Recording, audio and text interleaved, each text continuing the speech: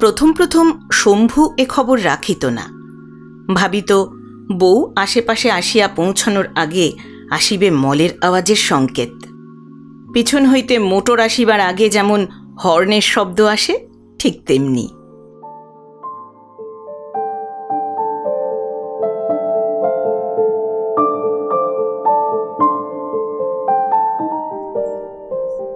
শুভেচ্ছা বন্ধুরা, এক রাশ শুভেচ্ছা আর ভালোবাসা। আমি অর্পিতা, আর আপনারা শুনছেন এক ব্যাগ গপ্প ইউটিউব চ্যানেল। বন্ধুরা, আমাদের এই চ্যানেলটি সাবস্ক্রাইব করে নিয়েছেন তো? না করে থাকলে আজই সাবস্ক্রাইব করে নেওয়ার অনুরোধ রইল। আজ বলবো সরলার কথা। গ্রামের একটি সাদামাটা পরিবারের বউ সরলা, যে নিজেকে বিজয়ী দেখতে চায়, নিজের অবস্থান সুদৃঢ় করতে চায় তার সংসারে। নারী পুরুষের দাম্পত্য জীবনের বিচিত্র বেদনা মধুর অনুভূতির সুন্দর প্রকাশ এই গল্প। গল্পের শেষে আছে একটি ধাক্কা, যা এই গল্পটিকে করে তুলেছে অসাধারণ। শুরু করছি আজকের গল্প, দোকানির বউ। কাহিনী শ্রদ্ধেয় মানিক বন্দ্যোপাধ্যায়। গল্প পাঠ করছি আমি অর্পিতা। শুরু করছি দোকানির বউ। সরলার পায়ে সবসময় মল থাকে। মল বাজাইয়া হাঁটে সরলা, ঝমর ঝমর। চুপি চুপি নিঃশব্দে হাঁটিবার দরকার হইলেও মল সরলা খুলিয়া ফেলে না। উপরের দিকে ঠেলিয়া তুলিয়া শক্ত করিয়া পায়ের মাংসপেশিতে আটকাইয়া দেয়। মল আর বাজে না।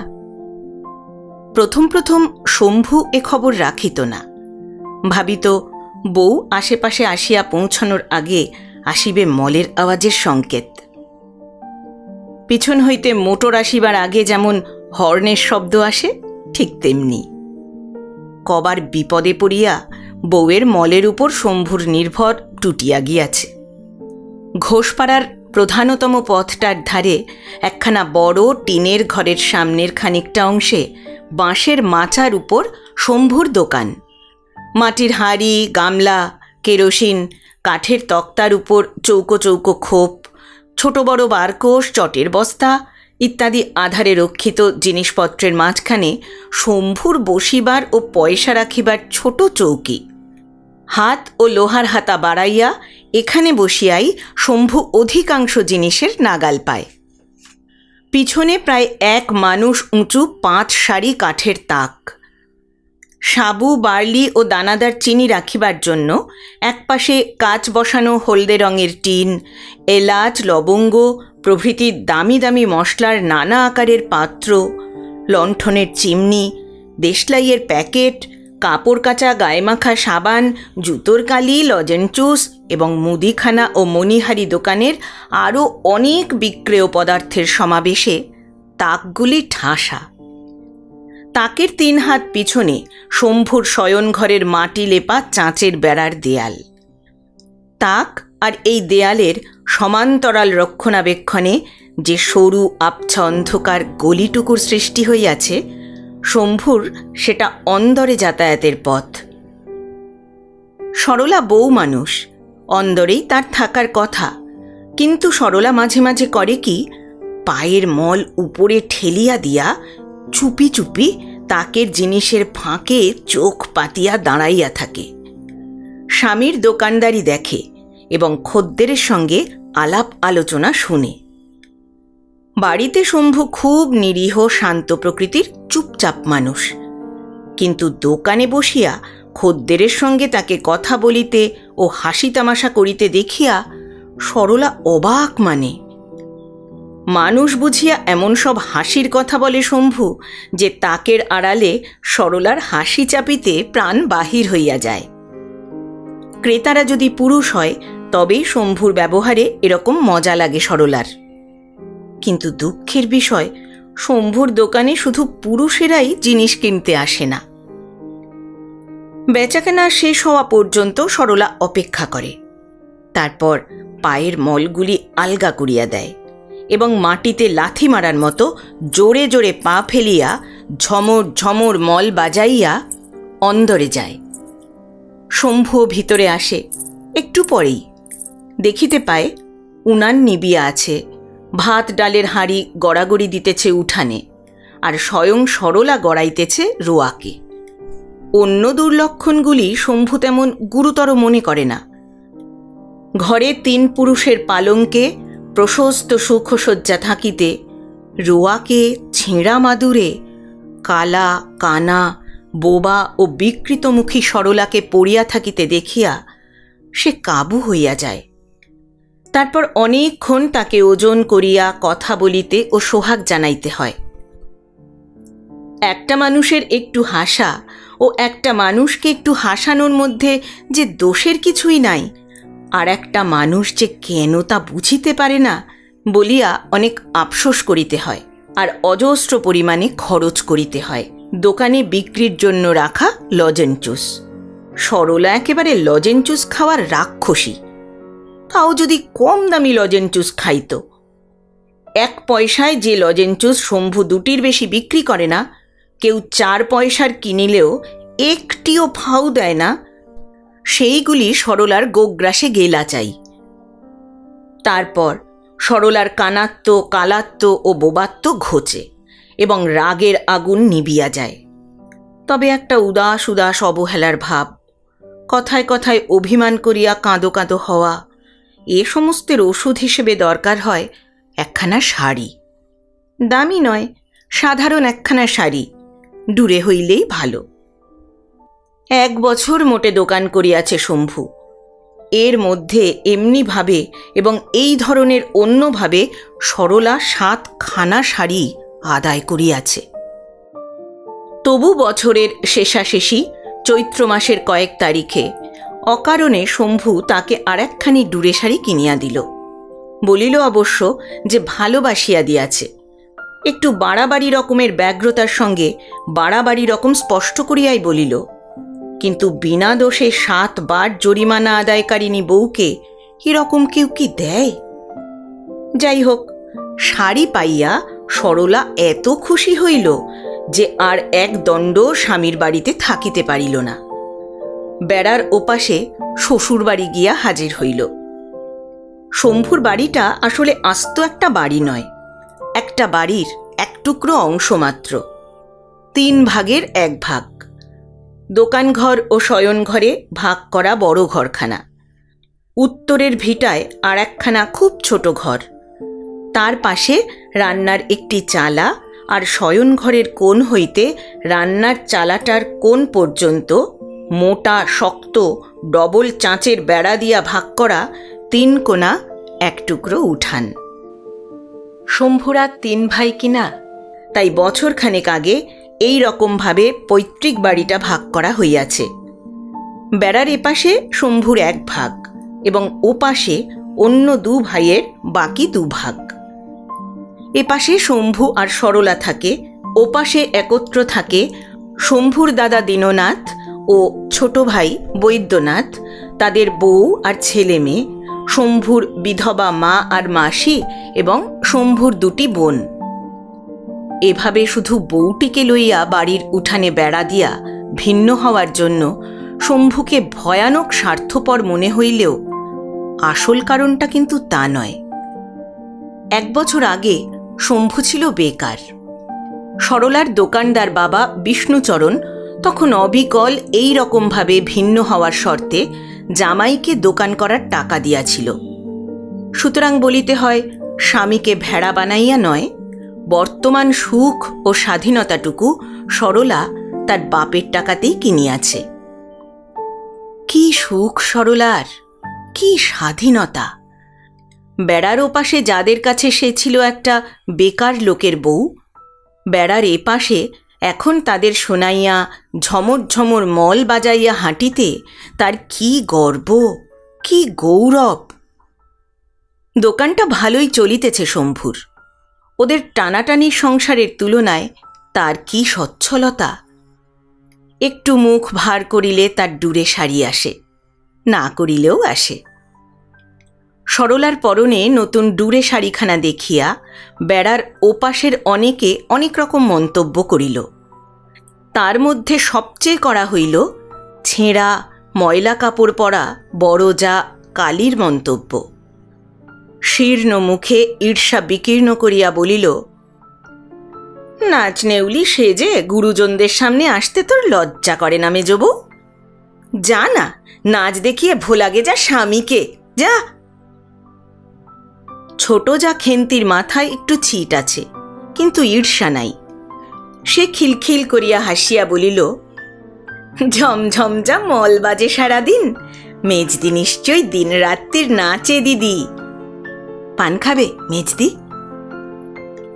হঠাৎ ভাসুরের আবির্ভাব ঘটায় লম্বা ঘোমটা টানিয়া সরলা একটু মাথা নাড়িল। দীননাথ গম্ভীর গলায় বলিল, মেজবউ কেন এসেছে পুঁটি? বিবাহের 3 মাসের মধ্যে স্বামী কর্তৃক পরিত্যক্ত কাঠির মতো সরু পুঁটি বলিল, এমনি এমনি আসবার দরকার। বলিয়া দীননাথ সরিয়া গেল। সরলা ঘোমটা খুলিল এবং বৈদ্যনাথ আসিয়া পড়ায় খেন্তি টানিল ঘোমটা। বৈদ্যনাথ একটু রসিক মানুষ। শম্ভু কেবল দোকানে বসিয়া বাছা বাছা খদ্দেরের সঙ্গে রসিকতা করে, বৈদ্যনাথ সময় অসময় মানুষ অমানুষ বাছে না। সম্ভবত রাত্রে তার রসিকতায় চাপিয়া চাপিয়া হাসিতে হয় বলিয়া খেন্তির মাথায় যখন তখন কারণে অকারণে খিলখিল করিয়া হাসিয়া ওঠার ছিট দেখা দিয়াছে। সে আসিয়াই বলিল, মেজ বউঠান যে সেজে গুজে, কি সৌভাগ্য, কি সৌভাগ্য! কার মুখ দেখে উঠেছিলাম আজ? হ্যাঁ ও পুটি, দে দে বসতে দে, ছুটে একটা দামি আসন নিয়ে আয় গে ছিনাথবাবুর বাড়ি থেকে, যা। এই রকম করে সকলে সরলার সঙ্গে। কেবল শম্ভুর মা বড় ঘরের দাওয়ার কোণে বসিয়া নিঃশব্দে নির্বিকার চিত্তে মালা জুপিয়া যায়। সরলা সামনে আসিয়া ঢিপ করিয়া প্রণাম করিলেও চাহিয়া দেখে না। সরলা পায়ে হাত দিতে গেলে শুধু বলে, নতুন কাপড় পরে ছুঁয়ো না বাছা। সরলার দাঁতগুলি একটু বড় বড়। সাধারণত কোনো সময়ই সেগুলি সম্পূর্ণ ঢাকা পড়ে না। 20 মিনিট শ্বশুরবাড়ি কাটাইয়া বাড়ি ফেরার সময় দেখা গেল তার অধর ও ওষ্ঠে আজ নিবিড় মিলন হইয়াছে। ভিন্ন হওয়ার আগে ওরা সরলাকে ভয়ানক যন্ত্রণা দিত। উঠানে বেড়া ওঠার আগে সরলা ছিল ভারী দুর্বল ও রোগা। কাজ করিত বেশি, খাইত কম। বকুনি শুনিয়া শুনিয়া ঝালাপালা কাণ্ডুটিতে শম্ভুও কখনো মিষ্টি কথা ঢালিত না। 1 বছর একা থাকিয়া সরলার শরীরটি হইয়াছে নিটোল, মনটি ভরিয়া উঠিয়াছে সুখ ও শান্তিতে। রানীর মতো আছে সরলা। রান্না ছাড়া কোনো কাজই একরকম তাকে করিতে হয় না। পাড়ার একটি দুঃখী বিধবা কাজগুলি করিয়া দিয়া যায়। দোকান করার জন্য তার বাবা যত টাকা শম্ভুকে দিবে বলিয়াছিল সব এখনো দেয় নাই। অল্পে অল্পে দিয়া দোকানের উন্নতি করার সাহায্য করিতেছে। মাসে একবার করিয়া আসিয়া দোকানের মজুত মালপত্র ও বেচাকেনার হিসাব দেখিয়া যায়। প্রত্যেকবার মেয়েকে জিজ্ঞাসা করে, ইতিমধ্যে শম্ভুর পত্নী প্রেমে সাময়িক ভাটাও কখনো পড়িয়াছিল কি না। বড় সন্দেহপ্রবণ লোকটা, বড় অবিশ্বাসী। নয়তো মেয়ের আহ্লাদে গদগদ ভাব আর ডুরে শাড়ির বহর দেখিবার পরও কথাটা আর জিজ্ঞাসা করিয়া জানিবার চেষ্টা করিত না। দুঃখ যদি সরলার কিছু থাকে, সেটা তার এই পরম কল্যাণকর একা থাকিবার দুঃখ। বেড়ার ওধারে অশান্তি ভরা মস্ত সংসারটির কলরব দিন রাত্রি তার কানে আসে। ছোট বড় ঘটনাগুলির ঘটিয়া চলা এ বাড়িতে বসিয়াই সে অনুসরণ করিতে পারে। ছেলে মেয়েগুলি কখনো কাঁদে ক্ষুধায়, কখনো কাঁদে মার খাইয়া। বড় যা কখনো কারণে অকারণে চেঁচায়, ছোট যা কখনো খিলখিল করিয়া হাসিয়া উঠিয়া ধমক শোনে। ছোট দেবর কখনো কাকে খোঁচা দিয়া ঠাট্টা করে, কবে কে আত্মীয় স্বজন আসে যায়। বেড়ার এক প্রান্ত হইতে অন্য প্রান্ত পর্যন্ত সরলা স্থানে স্থানে কয়েক জোড়া ফুটা করিয়াছে। সরিয়া সরিয়া এই ফুটাগুলিতে চোখ পাতিয়া সে ঘণ্টার পর ঘণ্টা কাটাইয়া দেয়। ওই আবর্তের মধ্যে কিছুক্ষণ পাক খাইয়া আসিতে বড় ইচ্ছা হয় সরলার। নিজের বাড়ি আসিয়া সে ডুরে শাড়ি ছাড়িল না, রান্নার আয়োজন করিল না। একবার শম্ভুর দোকানদারি দেখিয়া আসিয়া ছটফট করিতে লাগিল। বিকালে তার বাবা আসিবে, বাপের সঙ্গে কিছুদিনের জন্য বাপের বাড়ি চলিয়া যাইবে কিনা তাই ভাবিতে লাগিল সরলা। কত কথা মনে আসে, আলস্যের প্রশ্রয়ে অবাধ্য মনে। শম্ভু বেকার ছিল, তাই আগে সকলে তাকে দিত যন্ত্রণা। ভিন্ন হইয়া আছে বলিয়া এখন সকলে তার সঙ্গে ব্যবহার করে খারাপ। বেড়াটা ভাঙিয়া আবার ভাঙা বাড়ি দুটাকে এক করিয়া দিলে ওরা কি তাকে খাতির করিবে না? তার স্বামী এখন রোজগার করে, ভবিষ্যতে আরো অনেক বেশি করিবে, এই সমস্ত ভাবিয়া। তবে মুশকিলেই এখন যদি দোকানের আয়ে ওরা ভাগ বসায়, দোকানের উন্নতি হইবে না। এমন একদিন কখনো আসিবে না যেদিন লোহার সিন্ধুকে টাকা রাখিতে হইবে শম্ভুকে। যত দূরে শাড়ি সে আদায় করুক আর লজেঞ্চুস খাক, দোকানের আয় ব্যয়ের মোটামুটি হিসাব তো সরলা জানে। 3 পুরুষের পালঙ্কে গিয়া সে শুইয়া পড়ে। কতদিন পরে ও বাড়ির সকলের ভয়, ভালোবাসা ও সমীহ কিনিবার মতো অবস্থা তার হইবে, হিসাব করিয়া উঠিতে না পারিয়া বড় কষ্ট হয় সরলার। অনেকক্ষণ পরে উঠিয়া গিয়া অভ্যাস মতো সরলা একবার বেড়ার মাঝখানের ফুটায় চোখ পাতিয়া দাঁড়াইল।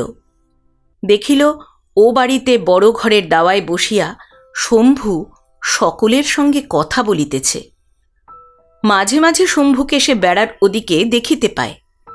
এতে সরলা আশ্চর্য হয় না। সে পরের মেয়ে, সে যখন যায় শম্ভুও মাঝে মাঝে যাইবে বই কি। সরলার কাছে বিস্ময়কর মনে হয় শম্ভুর সঙ্গে সকলের ব্যবহার। ভিন্ন হওয়ার জন্য রাগ করা দূরে থাক, কেউ যেন একটু বিরক্ত পর্যন্ত হয় নাই শম্ভুর উপর। বেড়া ডিঙানো মাত্র ওপাশের মানুষগুলির সঙ্গে শম্ভু যেন এক হইয়া মিশিয়া যায়, এতটুকু বাধা পায় না। পুঁটি এক গ্লাস জল আনিয়া দিল শম্ভুকে। সকলের সঙ্গে কি আলোচনা শম্ভু করিতেছে সরলা বুঝিতে পারিল না। মন দিয়া সকলে তার কথা শুনিতে লাগিল, আর খুশি হইয়া কি যেন বলা বলি করিতে লাগিল নিজেদের মধ্যে। শম্ভু উঠিয়া আসিবার পরেও ওদের মধ্যে আলোচনা চলিতে লাগিল। সরলা অবাক হইয়া ভাবিতে লাগিল যে তার স্বামীর যোগ আছে, অথচ তার জানা নাই এমন কি গুরুতর ব্যাপার থাকিতে পারে যে এত পরামর্শ দরকার হয়। জিজ্ঞাসা করিতে শম্ভু বলিল, ও কিছু না, জমি জমা ভাগ বাঁটোয়ারার কথা হচ্ছিল, আমার ভাগটা বেচে ফেলবো কিনা ভাবছি। কেন, বেচবে কেন? শম্ভু মুখ ভার করিয়া বলিল, তুমি জানো না? না, কবে থেকে বলছি তেল নুন বেচে লাভ নেই একদম। বাজারে একটা মণিহারির দোকান করব, তাতে টাকা লাগবে না। কোথায় পাবো টাকা, জমি না বেচলে?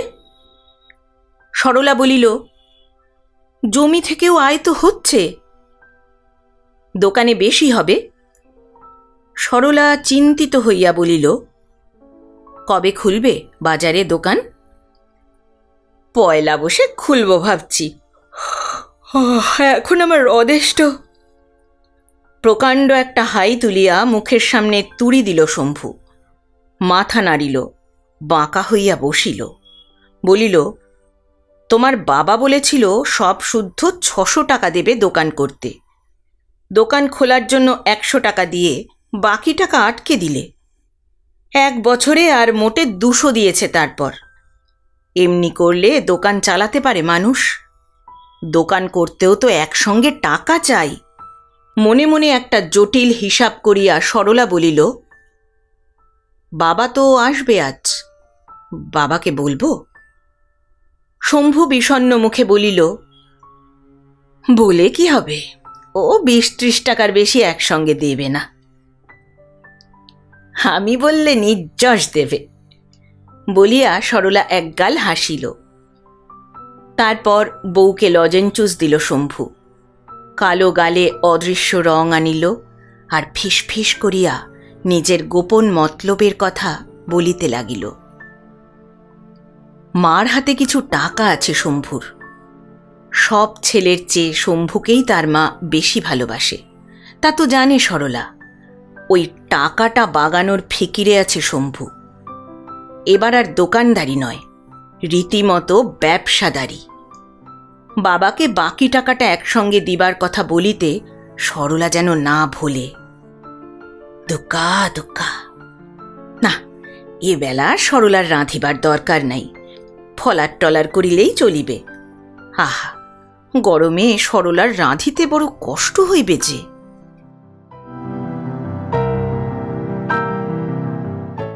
সরলা জানে হিসাবে ভুল হইতেছে।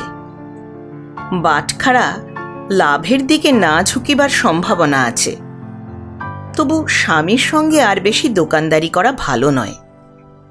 বাপের টাকায় স্বামীকে কিনিয়া রাখিয়াছে 1 বছর। এবার তাকে মুক্তি দেওয়াই ভালো, তাতে যা হয় হইবে। একদিন তো নিজেকে কোনো রকম রক্ষা কবচ ছাড়াই স্বামীর হাতে সমর্পণ করিতে হইবে তার। তাছাড়া 1 বছর ধরিয়া স্বামী তাকে যেরকম ভালোবাসিয়াছে, সেটা শুধু নিজের মনের খুঁতখুঁতানির জন্য ফাঁকি মনে করা উচিত নয়। অবশ্য পেটে যে সন্তানটা আসিয়াছে, সেটা জন্মগ্রহণ করা পর্যন্ত অপেক্ষা করিলেই সবচেয়ে ভালো হইত। এতদিন একসঙ্গে বাস করিয়া সরলার কি আর জানিতে বাকি আছে, নিজের ছেলের মুখ দেখিলে শম্ভুর পাকা শক্ত মনটা কিরকম কাঁচা আর নরম হইয়া যাইবে। তবে ছেলেটার জন্মিতে এখনো অনেক দেরি। তার আগে জমি বেচিয়া বাজারে মণিহারি দোকান খুলিয়া বসিলে শম্ভু ভাবিবে সব কীর্তি তার একার, কারো কাছে কৃতজ্ঞ হওয়ার কিছু নাই। আগেকার কথা মনে করিয়া সরলা অবশ্য ভাবিয়া উঠিতে পারে না কৃতজ্ঞতার কতখানি দাম আছে শম্ভুর কাছে।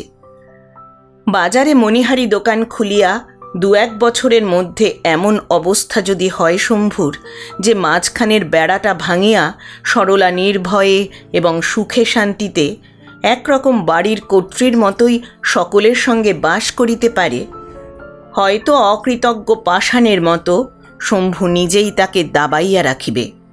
তবু ভবিষ্যতেও সে তার বশে থাকিতে পারে, এরকম একটু সম্ভাবনা যখন দেখা দিয়াছে, এবারে হাল ছাড়িয়া দেখাই ভালো যে কি হয়। সরলার সন্দেহপ্রবণ অবিশ্বাসী বাবা মেয়ের অনুরোধ শুনিয়া প্রথমটা একটু ভরকাইয়া গেল। একসঙ্গে 300 টাকা!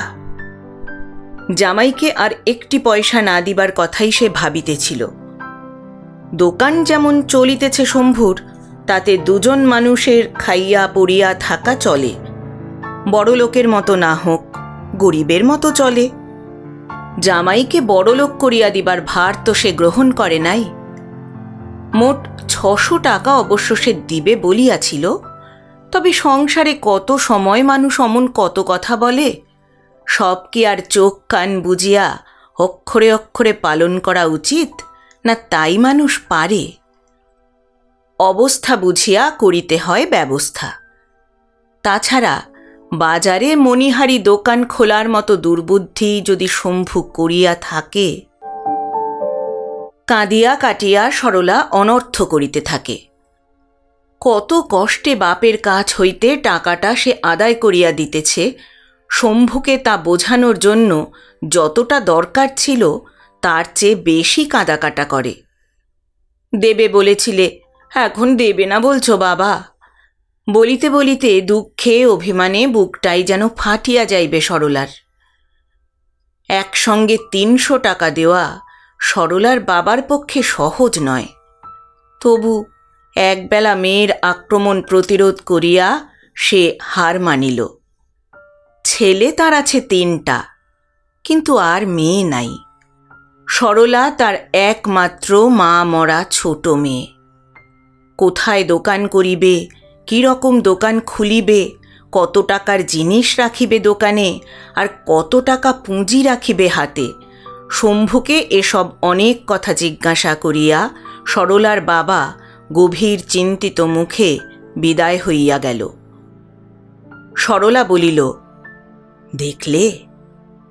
শম্ভু যথোচিতভাবে কৃতজ্ঞতা জানাইল।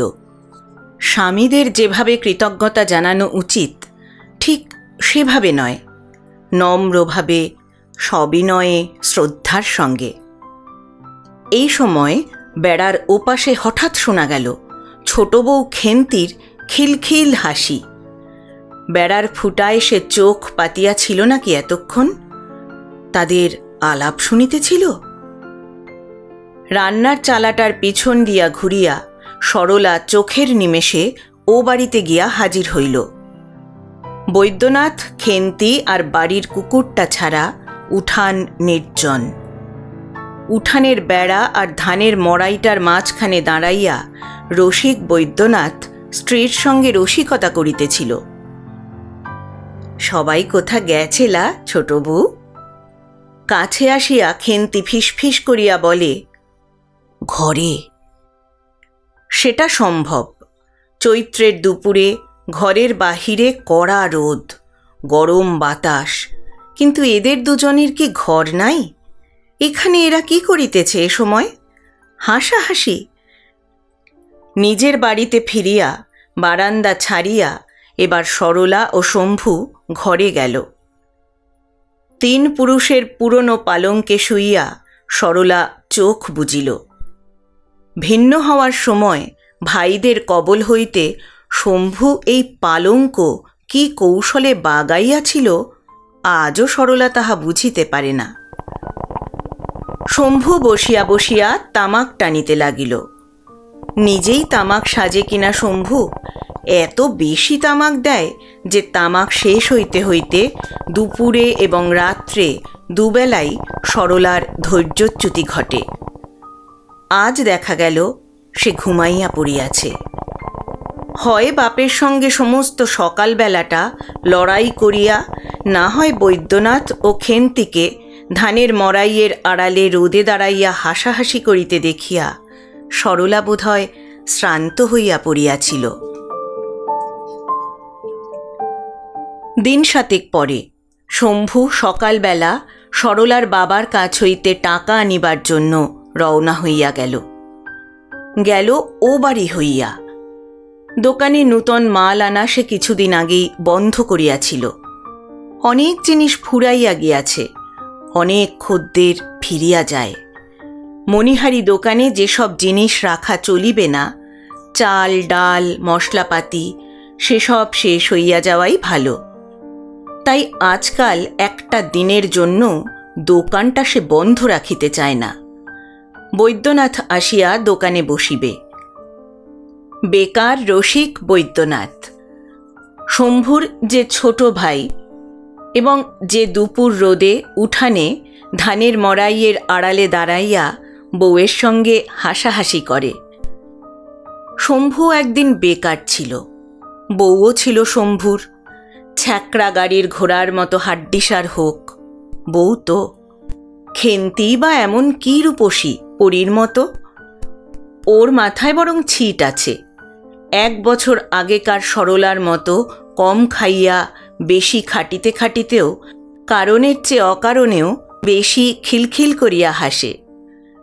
বেকার অবস্থায় একবারও নয়, দোকানদার হওয়ার পরে শম্ভুকে কয়েকবার হাসাহাসি করিতে দেখিয়াছে সরলা, কিন্তু সে অন্য একজনের সঙ্গে। তারপর শম্ভু বউকে কিনিয়া দিয়াছে ডুরে শাড়ি। অন্য অনেকের সঙ্গে বৈদ্যনাথ হাসাহাসি করে, খেন্তিকে কিন্তু কখনো কিছু কিনিয়া দেয় না। কি করিয়া দিবে? পয়সা নাই যে। 2 ভাইয়ের মধ্যে প্রভেদটা কি আশ্চর্যজনক! নামে নামে পর্যন্ত শুধু নাথের মিল। ওটা বাদ দিলে একজন শম্ভু, অন্যজন বৈদ্য।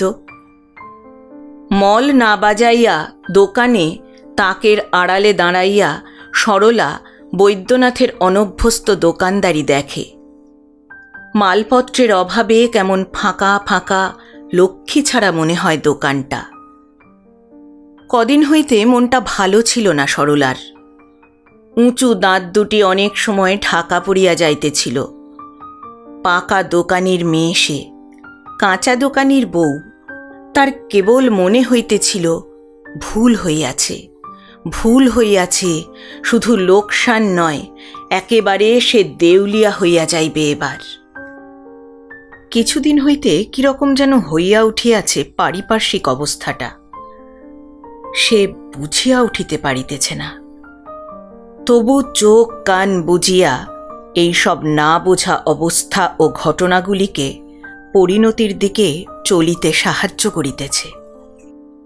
আজকাল শম্ভু ঘন ঘন ও বাড়িতে যাওয়া আসা শুরু করিয়াছে, ভাইদের সঙ্গে পরামর্শ করিতেছে। সেটা না হয় জমি জমার ভাগ বাঁটোয়ারার জন্যই হইল। শম্ভুর সঙ্গে ও বাড়িতে সকলের ব্যবহার। ও বাড়িতে কি শুধু দেবদেবী বাস করে যে 1 বছর ধরিয়া এমনভাবে ভিন্ন হইয়া থাকিবার পরেও জমি জমার ভাগ বাঁটোয়ারা করিতে গেলে শম্ভুর সঙ্গে ওরা সকলে পরমাত্মীয়ের মতো ব্যবহার করিবে? তাছাড়া এখানকার দোকান তুলিয়া দিয়া বাজারে দোকান খুলিতেছে শম্ভু, সেজন্য ও বাড়িতে একটা উত্তেজনার প্রবাহ আসিবে কেন? ওদের কি আসিয়া যায়? বেড়ার ফুটায় চোখ রাখিয়া সরলা স্পষ্ট বুঝিতে পারে ও বাড়ির বয়স্ক মানুষগুলির কি যেন হইয়াছে। অদূর ভবিষ্যতে বিবাহ উপনয়নের মতো বড় রকম একটা ঘটনা ঘটিবার সম্ভাবনা থাকিলে বাড়ির লোকগুলি যেমন করে, ওরাও করিতেছে অবিকল তেমনই। হইতে পারে শম্ভুর বাজারে দোকান খোলার একই সময় ওদের সংসারেও একটা বড় ব্যাপার ঘটিবার উপক্রম হইয়াছে। তবে সেটা যে কি ব্যাপার তা সরলা জানিতে পারিতেছে না কেন? বেড়ার ওপাশে যা ঘটিবে সকলে গোপন না করিলে সরলার কাছে তো তা গোপন থাকার কথা নয়। আর সরলার কাছে সকলে যা গোপন করিবে তার পক্ষে সেটা কি কখনো শুভকর হইতে পারে? শুধু টাকা আদায়ের চেষ্টা করার বদলে বাপের সঙ্গে এসব বিষয়ে পরামর্শ না করার জন্য সরলার দুঃখ হয়। মেয়ে মানুষে এত লোকের ষড়যন্ত্র সে কি সামলাইয়া চলিতে পারে?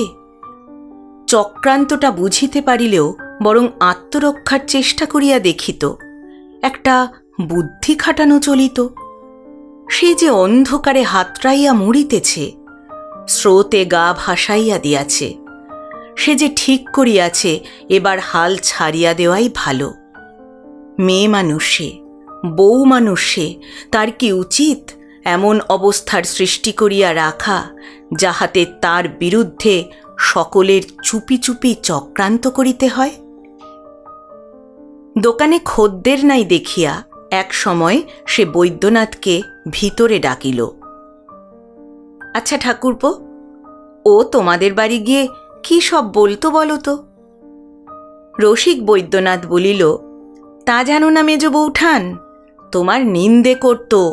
তুমি নাকি দাদার এক কান ধরে ওঠাও আর এক কান ধরে বসাও, কানের ব্যথায়। সরলার রাগিয়া বলিল, চাষার মতন কথাবার্তা হয়েছে তোমার বাপু। এদিকে 1 পয়সা রোজগার নাই, কথা শুনলে গা জ্বলে মানুষের। বিক্রির পয়সা থেকেই আজ কত গাপ করবে তা তুমিই জানো।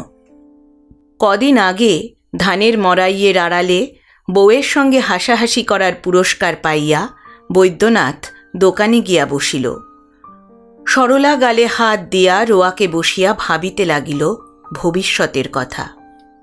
বড় ভাই উকিলের মুহুরি, পাত্র নিজে একটা পাশ দিবার 2 ক্লাস নিচে পর্যন্ত পড়িয়া আড়তে হিসাব লেখার কাজ করে। এত সব দেখিয়া তার বাবা শম্ভুর সঙ্গে তার বিবাহ দিয়াছিল তার দাঁত উঁচু কালো মেয়েকে। নাই বা দিত, পাশের গাঁয়ের জগৎ নামে যে লোকটি জমি চাষ করিয়া খায় তার সঙ্গে দিলেই হইত। সে লোকটা এমনি বসে থাকিত সরলার, আর অদৃষ্টে থাকিলে তাহাকে দিয়া আস্তে আস্তে অবস্থার উন্নতি করিয়া এমন দিন হয়তো সে আনিতে পারিত, যখন ডুরে শাড়িটি পরিয়া মল বাজাইয়া সে ঘুরিয়া বেড়াইত, না করিত সংসারের কাজ, না শুনিত কারো বকুনি। দোকানদারের দাঁত উঁচু কালো মেয়ের মুখ্য চাষাস্বামী ভালো। লেখাপড়া শিখিয়া পরের আড়তে যে কাজ করে আর পরের টাকায় দোকানি হয়, তার মতো পাজি বজ্জাত লোক। পরদিন অনেক বেলায় শম্ভু ফিরিয়া আসা মাত্র সরলা টের পাইল যে লোকটা কাল বাড়ি ছাড়িয়া গিয়াছিল, অবিকল সেই লোকটাই ফিরিয়া আসে নাই। গিয়াছিল দম আটকানো অবস্থায়, ফিরিয়া আসিয়াছে হাঁপ ছাড়িয়া। শম্ভু একবার একটা মামলায় পড়িয়াছিল।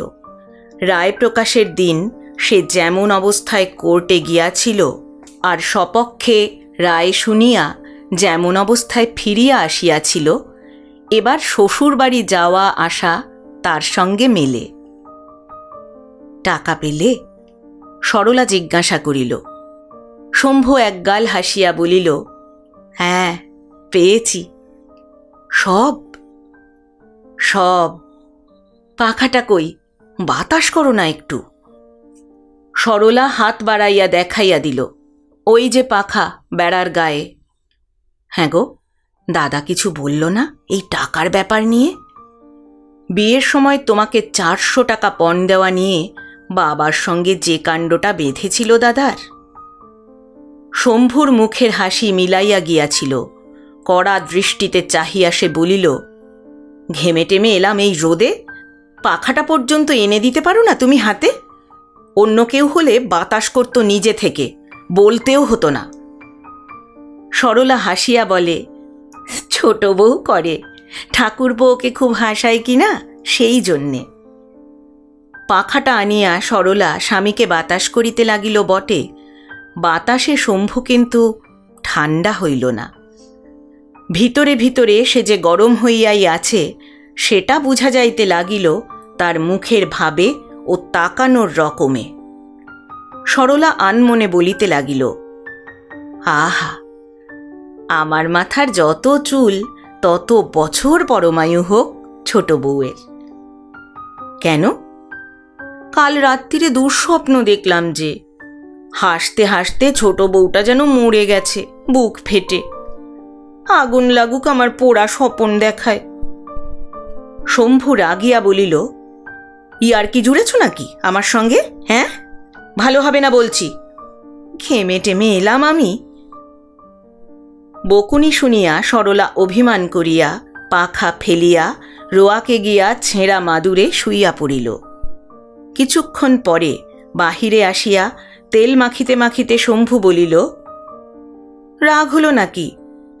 রাগবার মতো কি তোমাকে বলেছি শুনি? সরলা জবাব না দেওয়ায় গামছা কাঁধে সে স্নান করিতে চলিয়া গেল পুকুরে।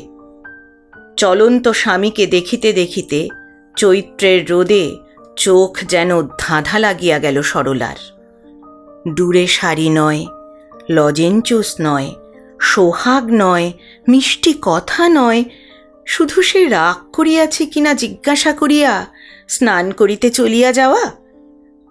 একদিনে এমন অধঃপতন হয়েছে শম্ভুর। কে জানে, স্নান করিয়া আসিয়া খাইতে বসিয়া ডাল পোড়া লাগার জন্য সরলাকে হয়তো আজ সে গালাগালি পর্যন্ত দিয়া বসিবে। সব কথা খুলিয়া বলিয়া বাবার সঙ্গে পরামর্শ না করিয়া কি ভুলই সে করিয়াছে। ডাল পোড়া লাগার জন্য শম্ভু কিছু বলিল না, বরং মুখ ভার করিয়া না থাকার জন্য একবার অনুরোধই করিল সরলাকে। সরলা সজল সুরে বলিল, বকলে কেন? শম্ভু বলিল, না বকিনি, ঘেমে টেমে এলাম কি না। খাওয়ার পর সরলাই আজ তাকে তামাক সাজিয়া দিল, ফুঁ দিয়া তামাক ধরাইয়া দিল না। আয়নার সামনে সে অভিনয় করিয়া দেখিয়াছে যে ফুঁ দিবার সময় বড় বিশ্রী দেখায় তার মুখখানা। শম্ভু নিজেই তামাক ধরাইয়া পরম পরিতৃপ্তির সহিত টানিতে আরম্ভ করিল। সরলা বলিল, ঠাকুরপো যা বিক্রি সিক্রি করেছে হিসাব নিও। শম্ভু বলিল, নেব। সরলা বলিল, রাখালবাবুর বাড়ি আধমন চাল নিয়েছে, ছিনাতুকিলের বাড়ি 250 মুগের ডাল, 2.5 পো মিছরি আর গায়ে মাখা একটা সাবান, তাছাড়া খুচরো জিনিস অনেক বিক্রি হয়েছে। ভাঁড়ে করে ঠাকুরপো অনেকটা তেল নিয়ে বাড়ি গেছে কাল, আর আজ নিয়ে গেছে কতগুলো লেবেন চুষ, আর কিসের যেন একটা কৌটো, অত নামটাম জানি না বাপু, জিজ্ঞেস করো। শম্ভু বলিল, আচ্ছা আচ্ছা, সে হবেক্ষণ। তারপর এক সময় সে ঘুমাইয়া পড়িল। সরলা একবার ও বাড়িতে গেল। কেহ তাহাকে আসিতেও বলে না, বসিতেও বলে না, তবে এতদিনে এটা তার সহ্য হইয়া গিয়াছে। বড় যাক কালী শুইয়া আছে, খেন্তি সেলাই করিতেছে কাঁথা। বৈদ্যনাথ ঘুমে অচেতন। শাশুড়ি উবু হইয়া বসিয়া মালা জুপিয়া চলিয়াছে। কাছে চুপচাপ বসিয়া আছে পুঁটি। ভাসুর এ সময় কাজে যায়। নামমাত্র ঘোমটা দিয়া অনেকটা স্বাধীনভাবেই সরলা খানিকক্ষণে ঘরে খানিকক্ষণ ঘরে বেড়াইয়া ফিরিয়া আসিল। খেন্তির কাছেই সে বসিল বেশিক্ষণ। ফিস ফিস করিয়া আবোল তাবোল কতগুলি কথা বলিল খেন্তি। একবার খিলখিল করিয়া হাসিল। আসল কথা একটিও আদায় করা গেল না তার কাছে। বাড়ি আসিয়া পালঙ্কে উঠিয়া সরলা বসিয়া রহিল। টাঙানো বাঁশে সাজানো জামা কাপড়গুলি জোর বাতাসে দুলিতেছে। ওর মধ্যে সরলার ডুরে শাড়ি দুখানাই দৃষ্টি আকর্ষণ করে বেশি। আর দৃষ্টি আকর্ষণ করে শম্ভুর ঘাড়ের কাছে লোম ভরা মস্ত একটা জন্মচিহ্ন। কাত হইয়া শুইয়া আছে শম্ভু। চওড়া পিঠে শয্যার বিছানো পাটির ছাপ। সরলা বিছানায় উঠিবার পর সে পাশ ফিরিয়াছে। সরলার দিকে নয়, ওদিকে। কে জানে এটা তার ভাগ্যেরই ইঙ্গিত কিনা। এরকম কত ইঙ্গিত ভাগ্য মানুষকে আগে ভাগে করিয়া রাখে। শম্ভুর সঙ্গে সম্বন্ধ হওয়ার ঠিক আগে সোনারপুরে তার জন্য খুব ভালো একটি পাত্র দেখিতে বাহির হওয়ার সময় তার বাবা চৌকাঠে হোঁচট খাইয়াছিল। আগের বারের ছেলেটা তার পেটের মধ্যেই যেদিন মরিয়া গিয়াছিল, তার আগের রাত্রে একটা পেঁচা ঘরের পিছনে আম গাছটায় ডাকিয়া ডাকিয়া ভয়ে তাহাকে আধমরা করিয়া দিয়াছিল। সরলা হঠাৎ শক্ত হইয়া যায়, লম্বাটে হইয়া যায় তার মুখখানা। বেড়ার গায়ে ঠিক এমন সময় একটা টিকটিকিও যে ডাকিয়া উঠিল আজ। মা গো, না জানি কি আছে সরলার কপালে। বিকালে ঘুম ভাঙিয়া মুখ হাত ধুইয়া আগের বারের তামাক টানার সুখটা মনে করিয়া শম্ভু বলিল, দাও না গো, এক ছিলিম তামাক সেজে দাও না। সরলা বলিল, তুমি সেজে নাও। শম্ভু গভীর উদারতা বোধ করিতেছিল। জেলখানার কয়েদি যেন নিজের বাড়িতে 3 পুরুষের পুরনো পালঙ্কে প্রথম ঘুম দিয়া উঠিয়াছে। নিজেই তামাক সাজিয়া সে গিয়া দোকান খুলিল। কাঠের ছোট চৌকিটিতে বসিয়া তামাক টানিতে লাগিল। পাড়ার দুঃখী মেয়েটি আসিয়া বাসন মাজিয়া রান্নাঘর লেপিয়া জল তুলিয়া দিয়া গেল। ও বাড়ির দুপুরের স্তব্ধতা ধীরে ধীরে ঘুচিয়া যাইতে লাগিল। বেলা পড়িয়া গেল, সন্ধ্যা হইয়া আসিল। সরলা গা ধুইল না, রান্নার আয়োজন করিল না। খানিকক্ষণ ছটফট করিতে লাগিল অন্দরে, আর খানিকক্ষণ ফাঁকে চোখ রাখিয়া দাঁড়াইয়া থাকিতে লাগিল দোকানে তাকের আড়ালে। সন্ধ্যার পর দীননাথ কাজ হইতে ফিরিয়া বাড়ি ঢোকার আগে আসিল শম্ভুর দোকানে। উপস্থিত খদ্দেরটি চলিয়া গেলে জিজ্ঞাসা করিল, টাকা পেয়েছিস? হ্যাঁ, বাড়ি যান, আমি যাচ্ছি। এখানেই বসি না, বসে কথাবার্তা কই? না না, এখানে নয়। আড়ালে দাঁড়িয়ে চুপচাপ সব শোনে। দীননাথ এ বগলের নথিপত্র ও বগলে চালান করিয়া বলিল, বাড়িতে ছেলেপিলেগুলো বড্ড জ্বালায়। বৌমা এলে মলের আওয়াজে। সরলার মল যে সবসময় বাজে না এ কথা বুঝাইয়া বলিতে সে যে কেমন লোকের মেয়ে এ বিষয়ে একটা মন্তব্য করিয়া দীননাথ বাড়ি গেল। খানিক পরে দোকান বন্ধ করিয়া আলো নিবাইয়া শম্ভু গেল অন্দরে।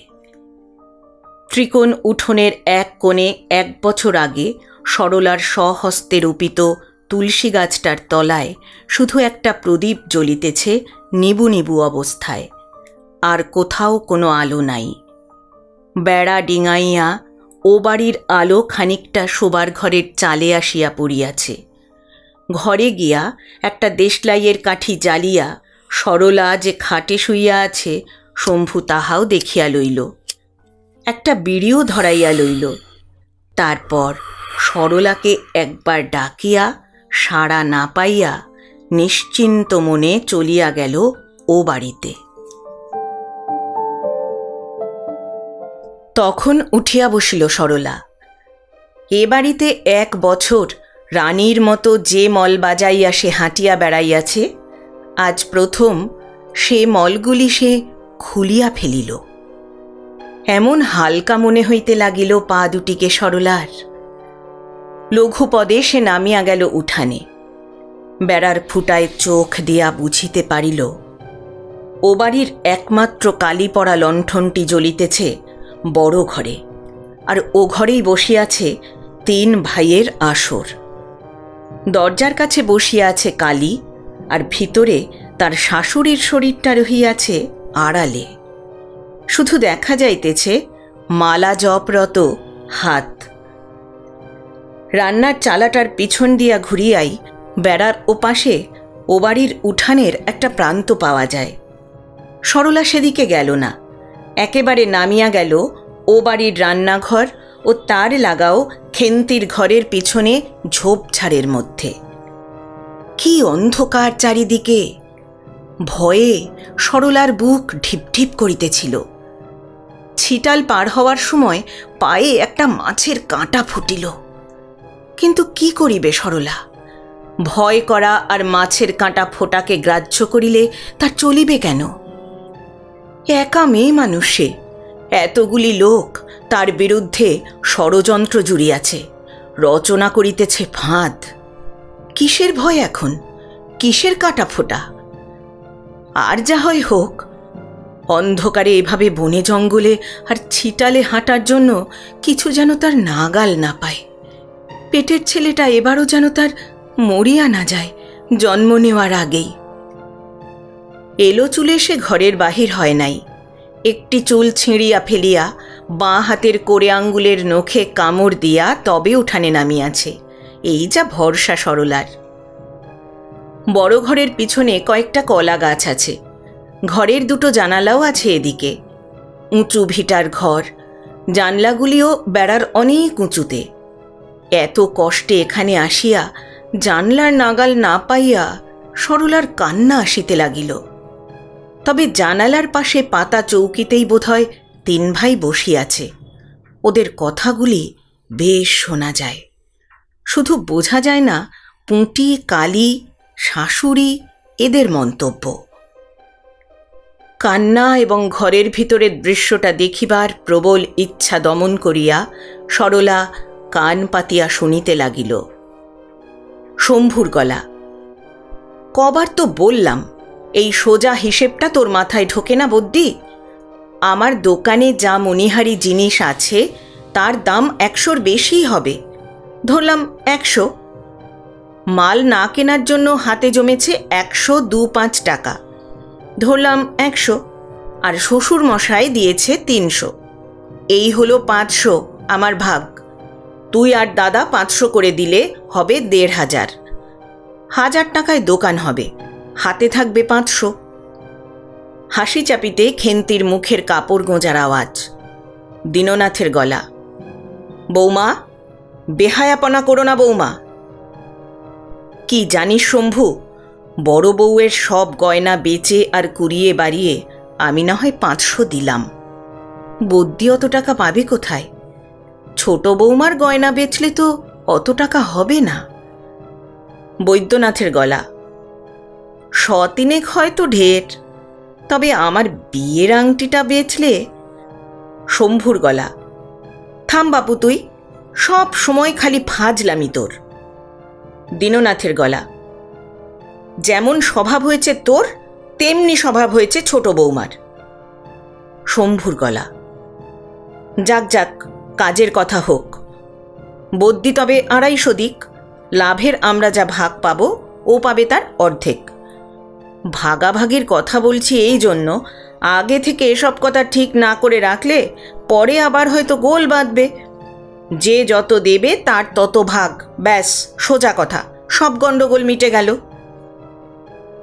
একটু স্তব্ধতা, তারপর দীননাথের গলা, তবে আমিও একটা স্পষ্ট কথা বলি তোকে শম্ভু, তুই যে 500 টাকা দিবি। শম্ভুর গলা, 500 নগদ নয়, 100 টাকার জিনিস 400 নগদ। দীননাথের গলা, বেশ 400ই আমাদের এবার তুই দেখা, গয়নাগাটি বেচে ফেলবার পর শেষে তুই আবার বলবি। শম্ভুর গলা ক্রুদ্ধ, আমাকে বুঝি বিশ্বাস হয় না আপনার? ভাবছেন আমি ভাঁওতা দিয়ে? 4-5টি গলার প্রতিবাদ। শম্ভুর গলা আরও ক্রুদ্ধ, সকলকে সমান সমান ভাগ দিতে চাচ্ছি কিনা তাই আমাকে অবিশ্বাস, আমি যেন একা গিয়ে দোকান করতে পারতাম না। 500 টাকা দিয়ে যদি দোকান খুলি আমি 1 বছরে 1000 টাকা লাভ করব। আসতে চাও তোমরা আসো, নইলে নাই আসবে, চাই না তোমাদের টাকা। কোলাহল, কলহ, কড়া কথা, মধ্যস্থের গোলমাল থামানোর চেষ্টা, খানিকক্ষণ বাজে ব্যক্তিগত কথা, আবার ঝগড়া বাঁধিবার উপক্রম। তারপর শম্ভুর গলা, বেশ কাল সকালে টাকা দেখাবো। দীননাথের গলা, গজেন শাকটার সঙ্গে কথা কয়ে এসেছি, 29.5 দর দেবে বলেছে, কাল কাজে না গিয়ে গয়নাগুলোর ব্যবস্থা করব। যা লোকসানটাই হবে। এমনি শোনা হয় আলাদা কথা, তৈরি গয়না বেচার মতো মহাপাপ আর নেই। বৌমা বুঝি রাঁধেনি আজ? এখানেই তবে তুই খেয়ে যা শম্ভু। ও পুঁটি, ঠাই করে দে তো আমাদের।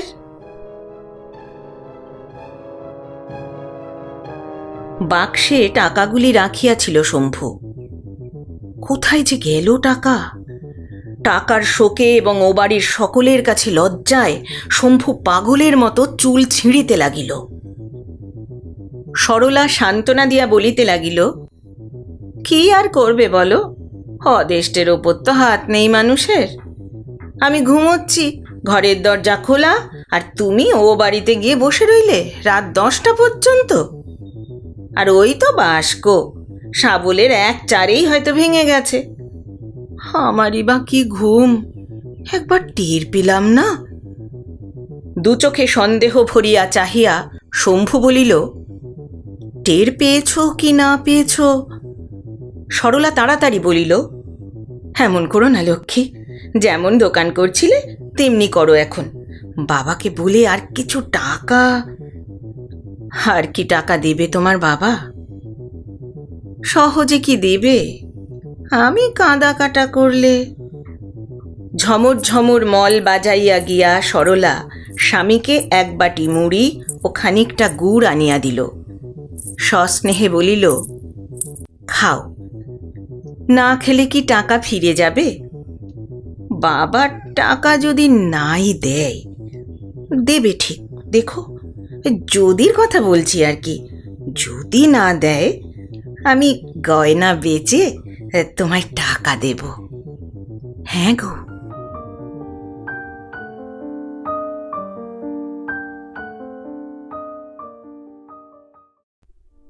শুনলেন এক ব্যাগ গপ্প ইউটিউব চ্যানেলের নিবেদন। শ্রদ্ধেয় লেখক মানিক বন্দ্যোপাধ্যায়ের রচনা দোকানির বউ। গল্প পাঠ করলাম অর্পিতা। শব্দ নির্মাণ আকাশ, আবহ অর্পিতা, প্রচ্ছদ কভারম্যান অভিব্রত, উপস্থাপনায় এক ব্যাগ গপ্প ইউটিউব চ্যানেল। বন্ধুরা, আপনাদের মন্তব্য আমাদের উৎসাহিত করে, তাই অনুরোধ, গল্পটি কেমন লাগলো জানাতে ভুলবেন না কিন্তু। চ্যানেলটি লাইক, শেয়ার ও সাবস্ক্রাইব করে পাশে থাকবেন এই আশা রাখলাম। আবার আসব আগামী সপ্তাহে একটি নতুন ভিন্ন স্বাদের গল্প নিয়ে। আজ তাহলে বিদায় চাইছি। সবাই ভালো থাকবেন, সুস্থ থাকবেন। শুভরাত্রি।